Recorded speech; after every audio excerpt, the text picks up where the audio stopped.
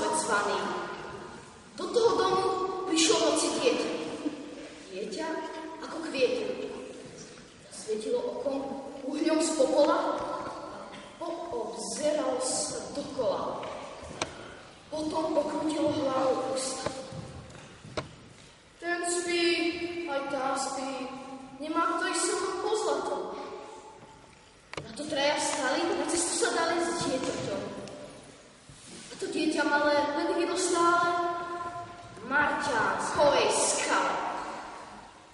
Nad nimi sa krútilo nevídané čudeso z ťahomírskej koleso. Kto v ňom sedel? Príšerný. Zablikalo modré svetlo do polnočnej nádhery. Zabzučali kamery, zvláštne sondy, batérie. Kto neverí, uverí. A z oboch strán zlatej koče povedia. Hvížďali, hukotali, pískali radarové signály. Pred nimi koč, za nimi koč.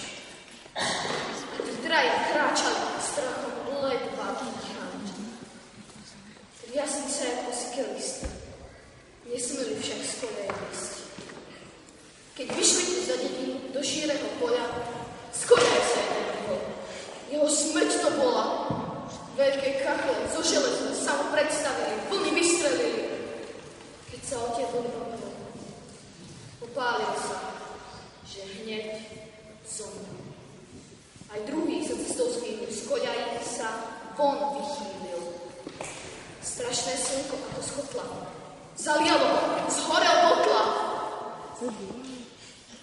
Aj tretí sa v úvoze zmýlil. Z koľají sa von vychýlil.